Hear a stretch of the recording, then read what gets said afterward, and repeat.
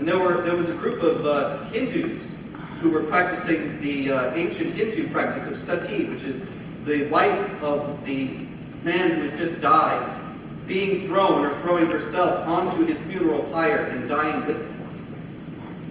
And the British said anybody who practices sati or forces a woman to do it will be hanged by the neck until dead. And the Hindu delegation came to the British commander and said, you know, that's our culture. That's why we have to do this. It's our culture.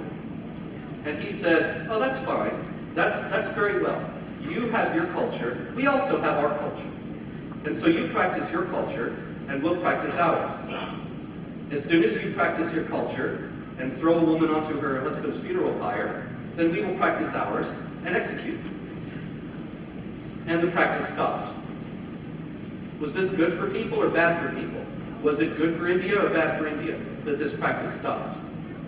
When Douglas MacArthur was occupying Japan after World War II, he issued a decree saying that the ideology that had inspired Japan to go to war against the United States, which was rooted in the Shinto religion and the worship of the emperor, was to have no place in the schools or in the government. None. The schools of the government would operate according to secular principles and universally accepted understandings of human rights. Was that good for Japan or bad for Japan? If the United States had stood up for our own values in Iraq and Afghanistan, I can suggest to you that the world would look very different today, instead of standing up for Islamic values. If the United States had gone into Iraq and Afghanistan and said, anybody who wants to change his religion and not be a Muslim, we will protect, because there is a death penalty for those who leave Islam in Islamic law. So you need safe harbor to practice Christianity or atheism or whatever, then come to us. Any woman who is beaten because the Quran says good women are obedient, and as for those who are not, give them a warning, send them to separate beds, and beat them. That's chapter 4, verse 34. Any women who are beaten and they want protection so they can live a life with some human dignity, we will protect. People who want to express themselves and express opinions that are considered to be blasphemous under Islamic law, we will protect. Because we believe in the freedom of inquiry, even if it's offensive to some people.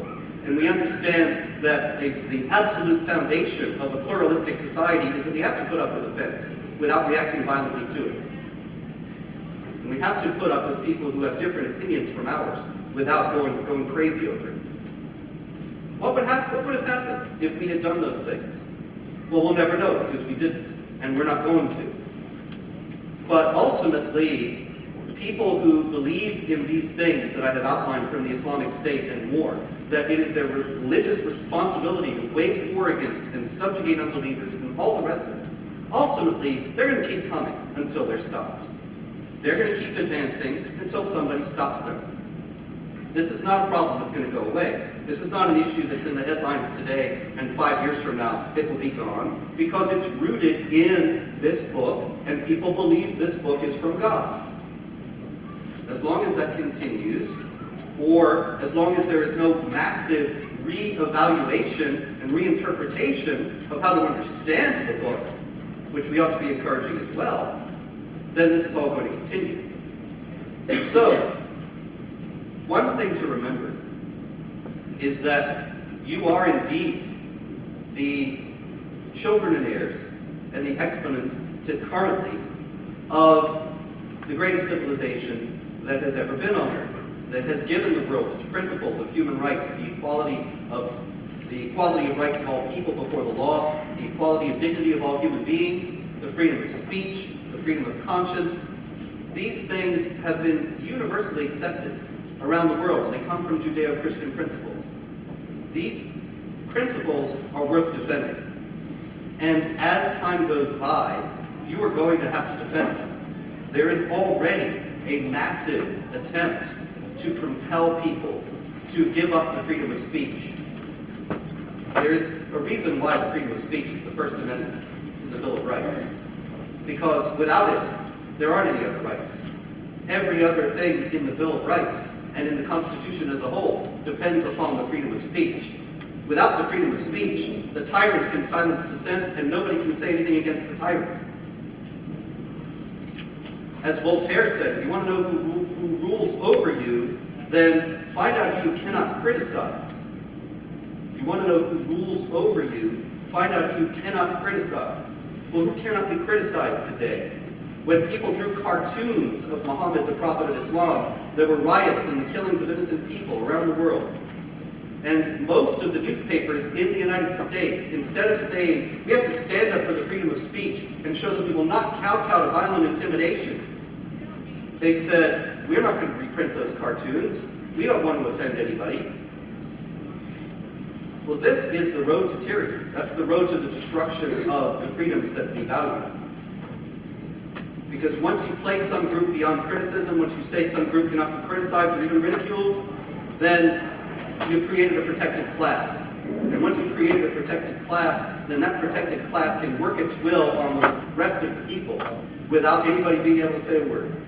When you have people who are offended by cartoons, remember, we're not talking about some big thing, they're just cartoons.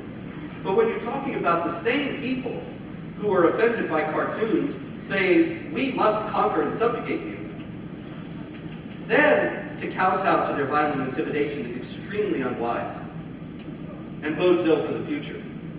So as you continue in your political activism on your campuses, and as you go out into the world and continue to work, I hope that you will keep in mind that the freedom of speech must be defended, that there are massive attempts to erode it today, and that there is nobody who is going to stand up and defend it except us.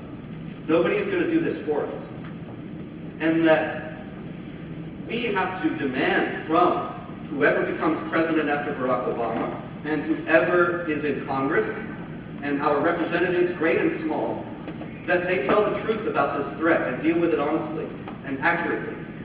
Because the more they continue with the politically correct obfuscation and denial about what it really is and what they really are trying to do, the more they will get it wrong and lead us to more errors of policy, such as the imposition of Sharia in Iraq and Afghanistan. We are the exponents of the greatest civilization on earth. We are the exponents of principles that are true and eternally valid in terms of the dignity of the human person and the freedoms to which the human person should be privy. We have to defend them, however. The world has succumbed, large parts of the world has succumbed to all kinds of totalitarianism, and there is religious totalitarianism as well as political in the past. I encourage and exhort you all to stand against that and stand for freedom. Thank you very much.